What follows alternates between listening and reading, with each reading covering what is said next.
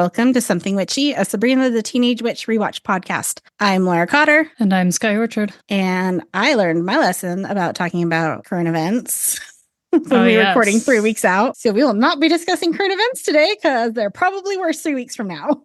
I edited that episode today and I saved you some embarrassment. I cut it all out except for Punch the Monkey. Thank you. You're welcome for us not talking about the disappointment that was the Olympics. Deep, soul-wrenching disappointment. It was about 5 minutes, too, I cut out of you speaking about them. Yeah, because I had been so excited. Good news is I'm going to get into women's hockey, and they've been having attendance records being smashed at games now, post-Olympics. So, hell yeah, women's hockey. I even searched for if there's any women's hockey in Utah, and there is some. It's very hard to find their schedule. So that is still TBD on my end. Did you watch the SNL intro where they invited the women's hockey players? I read about it and read about the reaction, and I'm glad those boys were there in person for that reaction. We have a little bit of business. Number one, I'm not sure if he's listening, but he follows on Instagram. So if you're listening, welcome Curtis Anderson, aka Gordy. We're so happy to have you.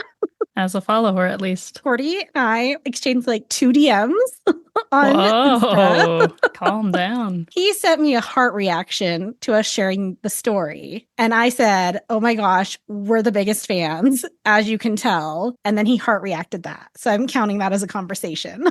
I think so. The other news, Scrubs has been rebooted. I watched the first 2 episodes and I feel like they did well, dealing with a much older cast now, bringing back the cast, letting them evolve, but keeping the core of who they are. And it made me start wondering, do we think a Sabrina reboot could work?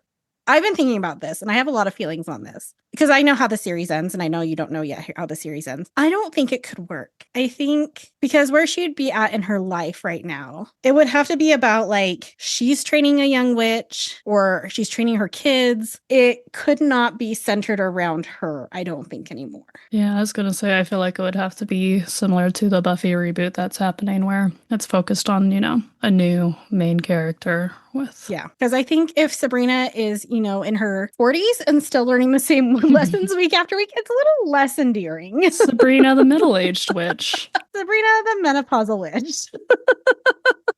I know some people are like, yeah, we want a reboot. I don't really want. Because while so far Scrubs is good, the Girl Meets World, spinoff, reboot, whatever you want to call it, that was after Boy Meets World. While I think it was fun for kids who were kids at the time, for those of us who watched it as adults looking for that nostalgia factor, they didn't get us to care about any of the new cast members the way we cared about the old ones. And that's such a hard thing to do in a reboot. And I don't know if I would care about any other character as much as I care about the Libby, the Sabrina, the Harvey, the aunts. Yeah, I agree. I like the nostalgia. It's a perfect little slice of the millennium. Let's keep it that way. The other thing, we have quite a few new listeners, especially in Massachusetts. Oh. Welcome, Massachusetts. And it's been a minute since we've given away any stickers. So I feel like we need to come up with something in the near future. Maybe something will come up in this episode. I don't have anything in my head right now, but stickers, and we have a lot of the signed little mini posters. Yes, too. We have the mini posters, the mini hallway posters. I have a whole stack you sent to me. So newcomers, welcome. We love having you here. Someone said on Reddit that it was the best decision of 2026 so far. So.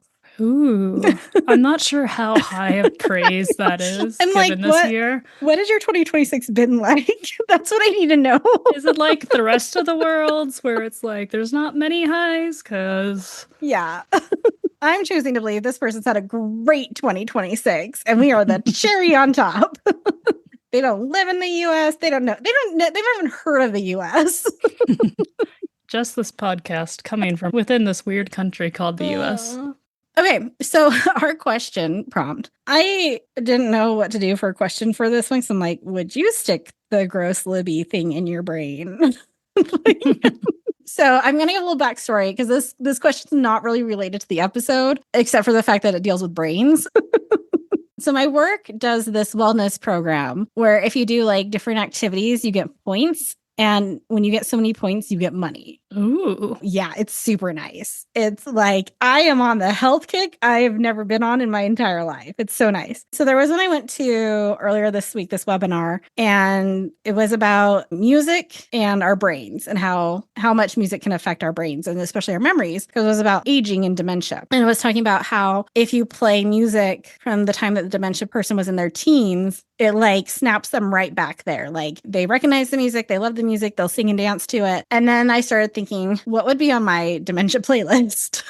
What are the songs that create a visceral reaction in me that if I was lost in my dementia haze, I could hear this song and I would be immediately transported back to my youth. So I gave Sky a heads up on this one. So they've had a total of like 3 minutes to think about this. I've been thinking about it since Thursday. So Oh, wow. I have a bit of a head start. I didn't know I was going to do it as a question until today, but I was thinking about it since then. So do you want me to go first to give you a little bit longer, or do you have some songs? Oh, I have some songs. Okay, go for it then. I am a product of my time. Okay. All you have to do is play that piano note, that single G note of Yes. Welcome to the Black Parade. Done. Awakened. Activated. That is like the battle call for the sleeper cell millennial. Like, did I send you I didn't, I'll find the Instagram reel I found of like these parents were like doing dishes or whatever. Oh, and yeah, the that girl was goes great. over to the piano and plays it and like they morph into their emo self. Yes, that's how I feel every time I hear it. Sugar, We're Going Down Swinging, the Yes. intro as well, you know. Mhm. I always imagine like the first opening lines, it's like, am I more than you bargained for yet? Punch down the door. I've been dying to tell you, kick through the wall. I can't wait till you have dementia and somebody plays this and you start punching doors. And kicking the walls, yeah. And people are like, you can't play that. You can't play that around Sky. And then inebriated song, We Are Young by Fun. Oh, yeah. I have 5. Because again, I've had more time to think about it. I did ask my dad yesterday that he needs to put together his and my mom's dementia playlist.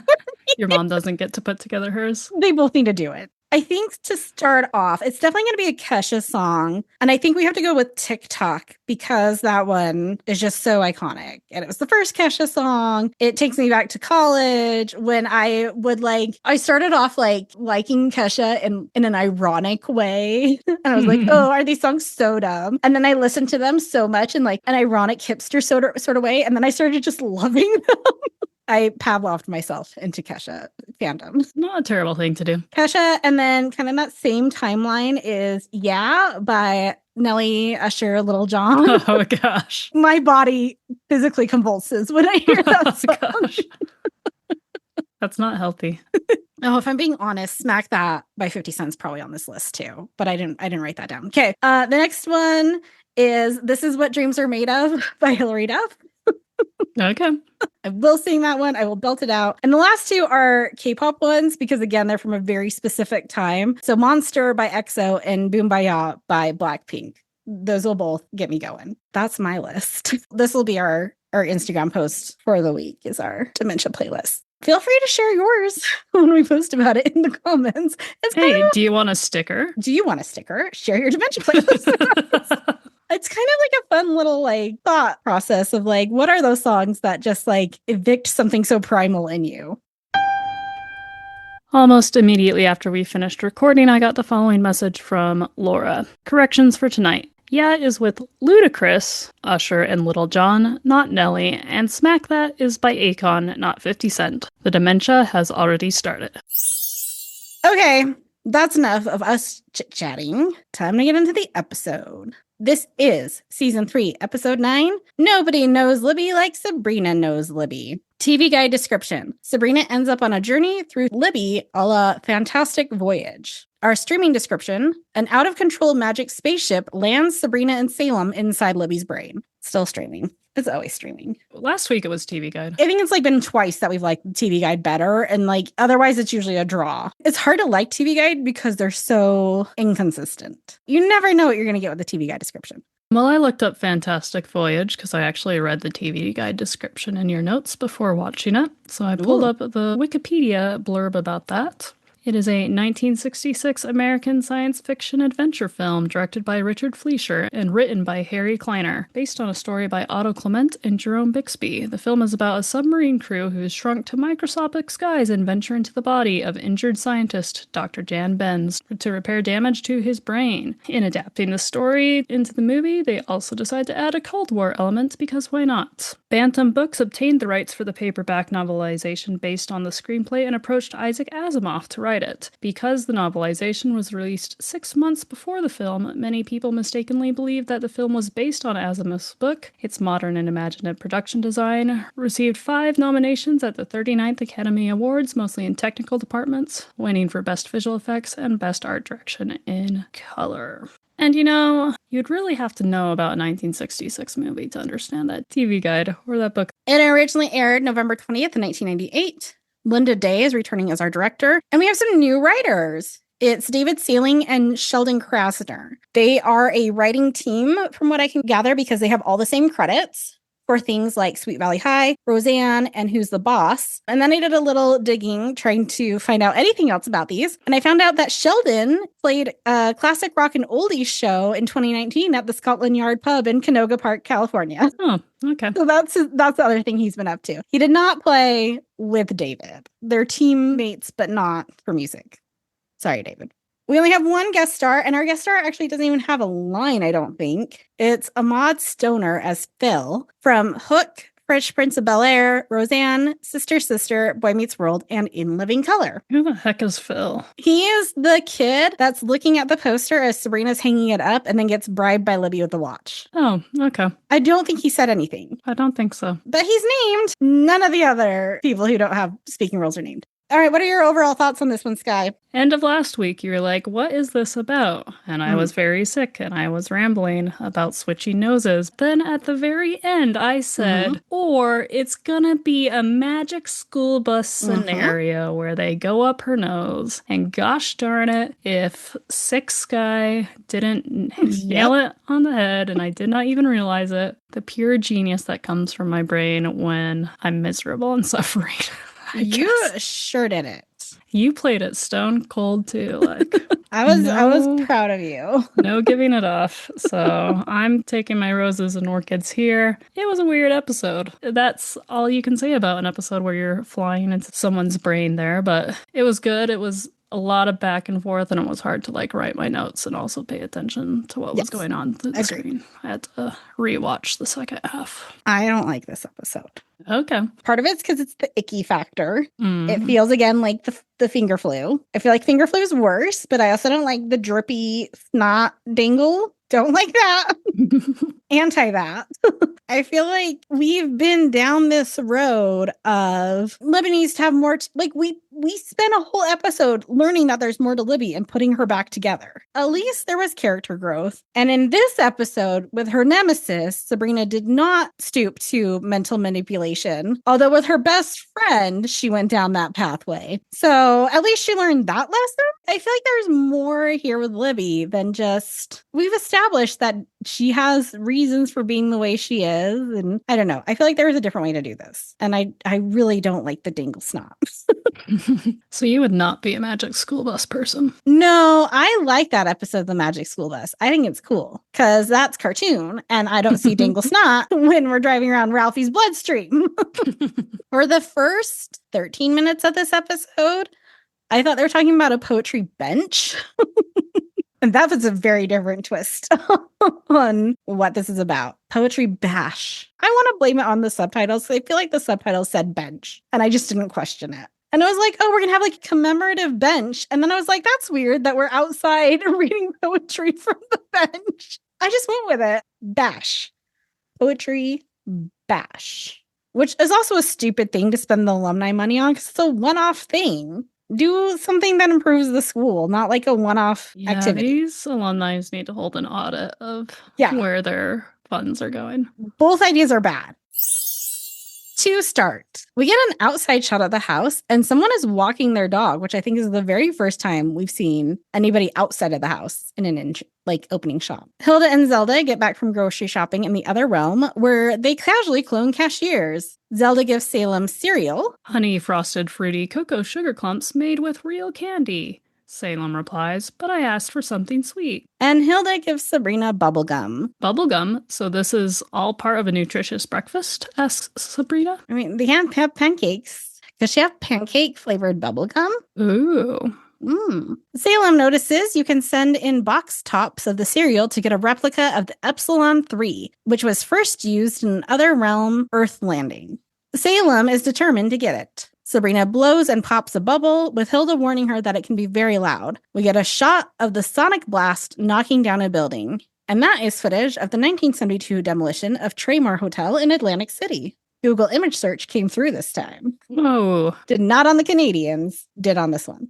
Okay, so I read something on Reddit, and I didn't think it would come up so soon. There's a theory out there that the witches are aliens. Witches of Sabrina or witches in general? Witches of Sabrina are aliens. And this is one of the plot points they use to give proof of that, because they talk about this spaceship being used in an Other Realm Earth Landing. Additionally, characters like Amanda talk about coming from other galaxies or other planets. We learn that in the very first episode that the Other Realm is 10 million light years away. So there's some strong arguments that the witches are actually extraterrestrials. Thoughts? My counterpoint would be to how the ants react to the gray alien who's trying to take their organs and has taken the farmer's organs several times. There's no like familiarity or anything like that. They're like, ooh, alien. Maybe that's a bad alien. Maybe that's an enemy alien. Maybe. I don't know how I feel about this. Yeah. Like, I recognize there's some proof, but I don't like it. I don't know if we'd say proof or if there's just strong evidence pointing towards. There's some things that could be used as evidence. Yes. I kind of want to look up the Reddit post and read more about it. Maybe I'll do that. Yeah, send it to me and we'll see. Okay. Our outfit intro. It is a weird maid outfit, but no maid outfit from any time period I could pinpoint. It looked more like a Edwardian dress with an apron over it. And then she says, let me get that spot, and swishes a feather duster. Sabrina and Harvey are discussing how to spend the money the alumni board donated. Harvey suggests a candy machine in the cafeteria, which they already have. Sabrina suggests a poetry bash, where students of famous poets can read poetry. Cool. So they're not all dead, asks Harvey. And then in the locker, we have some new graffiti down the side of the locker. And the only part I could see said, Todd dishes. Todd dishes tea. Salem is cutting off cereal box tops. If they can build a replica of Epsilon 3, you'd think they could make scissors a cat can use, he grumbles. I don't want Salem to be able to use scissors. I think that protects the world. Zelda comes in and asks where the cereal came from. He told the manufacturers he found a rat in a box, and so they sent him 10 free ones. Hilda comes down with more boxes that Salem got by claiming someone was dying. He runs off, and Zelda finishes wrapping a gift for Mr. Kraft, a leather detention slip holder, for their 2-month anniversary. Hilda is impressed they've been together that long. Zelda looks longingly into the distance as she talks about how great he is. Hilda calls him a jackass. Harvey tells Sabrina at lunch that he's been working on a poem. He reads a poem about the locker room to her. 2 showers dripped in a yellow locker room, and sorry I could not bathe in style. I looked at one as far as I could, to where it disappeared in a moldy tile. You know, it's not bad. It's not good, but it's not bad. I was definitely expecting him to do like a roses are red, violets are blue, like something like that. This was actually like original and showed a little bit deeper thought for our Harvey boy. You know, you can tell he's studied at least one poem outside of roses are red, violets are blue. You know, good for him. It's where we all start. I started in the 8th grade by mimicking Emily Dickinson. So, oh, I should find one of those. And I should put, please. I guess we could have talked about poetry and bad teenage poems. I wrote so many poems about my period. I once wrote, because I hate winter slush, a parody of The Bells. Okay, I like it. Oh, the slush, slush, slush, how it turns my brain to mush. A plush. I'm so funny.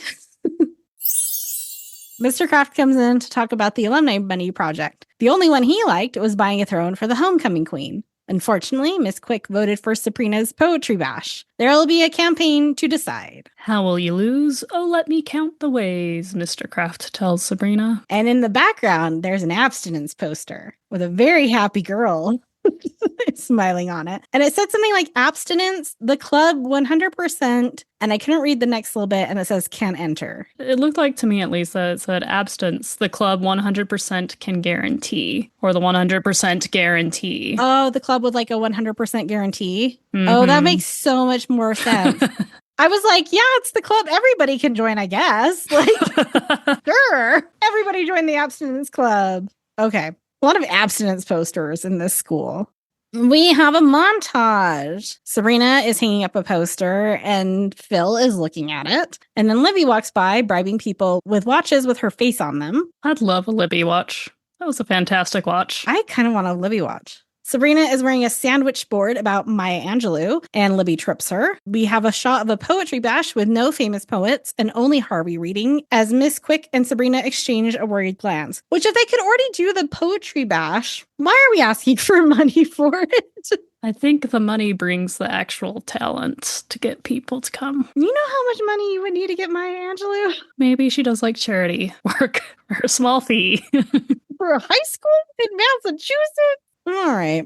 Libby is running a kissing booth with the cheerleaders, and then Libby's also giving out pastries and coffee in the cafeteria, and Harvey hides his espresso cup from Sabrina. That was an espresso cup, right? The little tiny one. Yes, good job. Okay. Thank you. Hilda is looking through the magic book when Salem comes in and asks what she's doing. Hilda is looking for a spell that will show Zelda how awful Mr. Kraft really is. Salem knows a good spell. It's chocolates that will amplify Mr. Kraft's worst qualities. He gives her the phone number to order them in exchange for cereal. The scene flips and the kitchen table is filled with cereal boxes as Hilda orders the chocolates over the phone. She hangs up and a woman speeds into the kitchen, hands Hilda the chocolates, and runs out again. And Salem has a weird line of, oh, we used to date, awkward. Yeah. And Hilda gives him a look like, what? When? Mr. Kraft is counting the votes. Libby has won. Harvey feels it's his fault because his poetry was bad. And Sabrina and Miss Quick are just a beat too slow to reassure him that it wasn't. Sabrina accuses Libby of buying the votes and wishes she would change and do something good and kind for once. And Libby has a line in here that's like, why mess with perfection? Hilda is plotting to get Zelda to eat the chocolates while Salem dreams about his Epsilon spaceship. Zelda comes into the living room to tell him that something just arrived for him from the other realm, and he runs off. Zelda is going to the homecoming pep rally. It's homecoming, and there's snow outside. And it's late November. Aren't homecomings usually like September or October? Yeah, it's way past homecoming, but maybe it's all an effect of this weird merged dual year, like the timelines, like Westbridge is stuck in this weird like vortex of like holidays happening at random times and twice within the same 365 days. Yeah, we're after days. Halloween in the series. We've acknowledged Halloween already. Also, why are we announcing this at the homecoming pep rally? And why is Zelda... Okay, fine. Zelda's going to the homecoming pep rally in November. But Hilda says Mr. Kraft stopped by to drop off chocolates as an anniversary gift. She also tells Zelda not to thank him since she wasn't supposed to give them to her until their actual anniversary. Zelda says that she should wait to eat them then, but Hilda shoves some chocolates into her purse and convinces Zelda to eat them anyway. Salem stares in disappointment at the small model of the Epsilon 3, and an angry Sabrina storms into the kitchen. She rants about Libby while Salem tries to get her to flip the switch on his model. She finally does it, and both of them are zapped into the ship. Sabrina looks for some way to get out, but she causes them to shrink even more. Then they start flying, and Sabrina erratically flies them around. Little tidbit, we see Sabrina and Salem's view of the kitchen from inside the ship before and after it shrinks, and yet the view stays exactly the same. Things don't get even bigger when they get even smaller. There's also a line in there about how Sabrina hates driving stick. Hilda answers the door to find Libby. She came by to announce that Sabrina lost, and she wanted to be the one to tell her. Hilda goes into the kitchen where the ship almost flies into her. Hilda calls out, Sabrina, your friend Leona Hemsley is here. Leona Hemsley was an American businesswoman. After allegations of non-payment were made by contractors hired to improve Hemsley's Connecticut home, she was investigated and convicted of federal income tax evasion and other crimes in 1989. Although having initially received a sentence of 4 years, she was required to serve only 19 months in prison and 2 months under house arrest. During the trial, a former housekeeper testified that she had heard Hemsley say, "We don't pay taxes, only the little people pay taxes." This quote was identified with her for the rest of her life. Hemsley's flamboyant personality and reputation for tyrannical behavior, especially towards her employees, earned her the nickname Queen of Mean. A great dig at Libby, Hilda. Fun fact, Leona Helmsley and Donald Trump hated each other. Oh. Trump called her a disgrace to humanity. Oh. And now I wish Leona Helmsley was alive today. Rolling in her grave right now. Oh. Apparently they were like rivals because they're both real estate people in New York. I assumed that they would be buddies. That's my mistake. Also, only little people serve full prison sentences. Suddenly, Libby comes into the kitchen as well, and Sabrina and Salem fly right up her nose. Libby screams, and smoke comes out of her nose. Once again, Libby should know by now to avoid the Spellman house at all costs. Why would she willingly walk into that house? Yeah, she voluntarily went there just to gloat. Her hubris got her at the end in this one. Yeah, that's on her. That's her fault. Sabrina and Salem have crashed into Libby's brain. Salem convinces Sabrina to get out of the ship to explore. Let's go out and play. The last one to the cerebellum eats gray matter. So gross. Libby is once again disgusted by her visit to the Spellmans and leaves. Sabrina and Salem enter Libby's brain and notice that they can see out of her eyes. Hey, look, there's Libby's eye. It's the window to whatever she has instead of a soul, says Sabrina.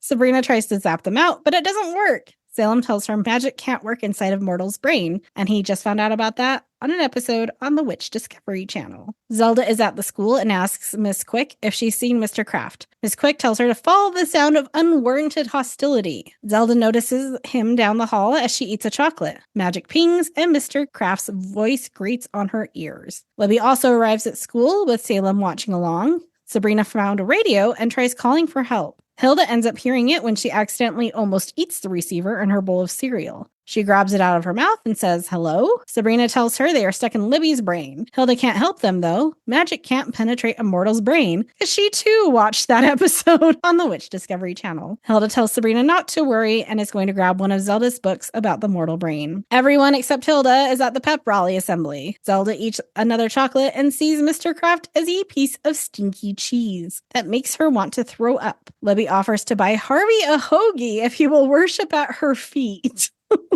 That's a pretty meager offer there, Libby. You gotta, what happened to the watches at least? I mean, Harvey's a simple dude. Libby then lies about seeing Sabrina moping at her house, eating cheese doodles in a house coat. I mean, I don't know what's wrong with that. Don't knock it, Libby. Libby leans in to smell Harvey's new cologne, and Sabrina stomps her feet, causing Libby to flinch. And then Harvey has a line about where he bought his cologne at the gas station or something, or he got it with tires. Every time he buys new tires, he gets it for free.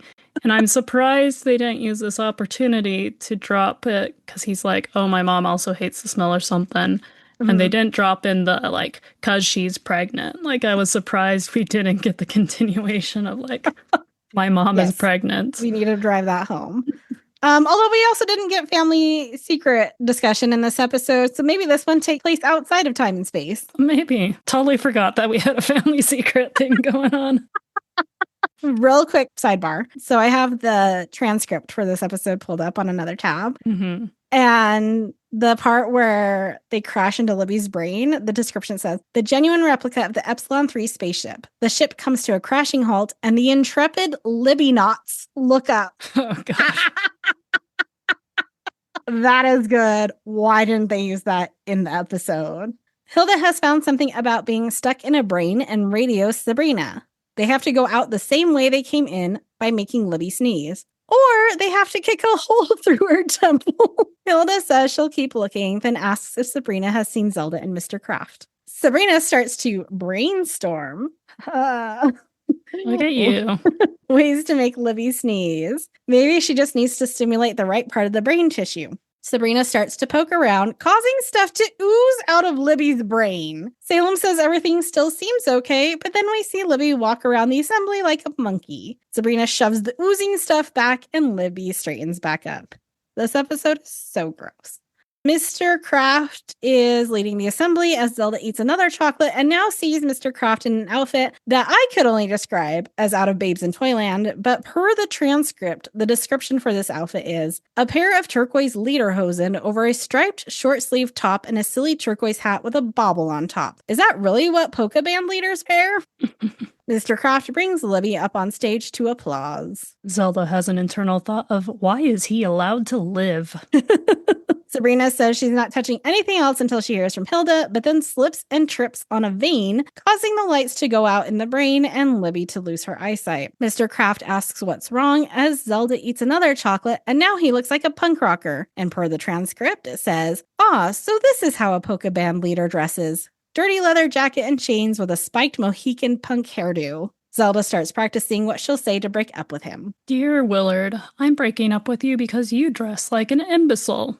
No, too harsh. Dear Willard, you repulse me. I kind of think Zelda would be into the lederhosen outfit. Yeah. That seems like up her alley. Sabrina is trying to stick the vein back where it goes. She plugs it in, but the light starts dimming again, and Libby is acting like a chicken. Salem tells Sabrina to try again. She plugs it in somewhere else. Libby starts slapping Mr. Kraft to Zelda's delight, who sees him dressed as a disco dancer. Sabrina plugs it in again, and now Libby kisses Mr. Kraft. On the cheek, luckily. Still gross. Not as gross. Sabrina radios for help to Hilda. She tells Sabrina to find the main synapse, the large, dangly, dripping thing over her head. Sabrina sees it. Hilda tells her to run it through her own brain, then she'll be able to control Libby's thoughts and actions. There's silence on the radio. Sabrina tells Salem they're never getting out of there. Salem tells her she has to do it. Libby is twitching like a Central Park squirrel. You have to do it. Sabrina reluctantly takes the vein thing, which is not the drippy thing. I thought the not drippy at all, thing. Yeah.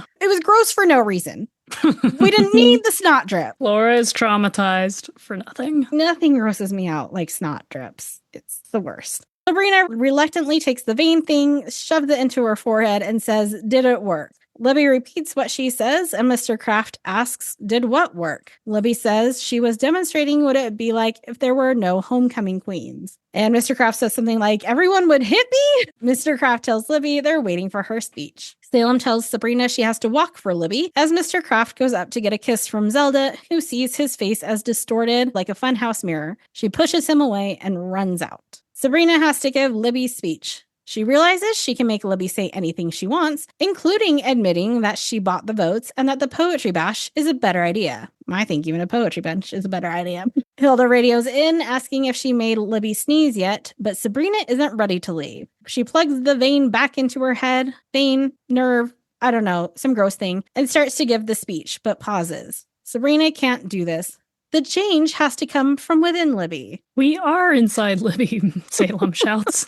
Good point, Salem. She can't change Libby for good unless she wants to change. Miss Quick goes up to encourage Libby to continue as Sabrina plugs the gross stringy thing back into Libby's brain. Libby comes back to life and scoffs at Miss Quick. Salem again asks Sabrina to make Libby sneeze. Sabrina gets an idea. She finds something that leads to the sinuses. They just need to irritate them. She grabs Salem, who yells, "No!" Libby pauses during her speech as Sabrina rubs Salem against the brain. So, while rubbing cat fur against Libby's sinuses is a way to irritate them to make her sneeze, we start the scene with Salem desperate to get out because he has to use the bathroom, and I would posit that cat piss would be an extremely good irritant to sneeze. That's all. But I can't. That's too much. It's too much, Sky.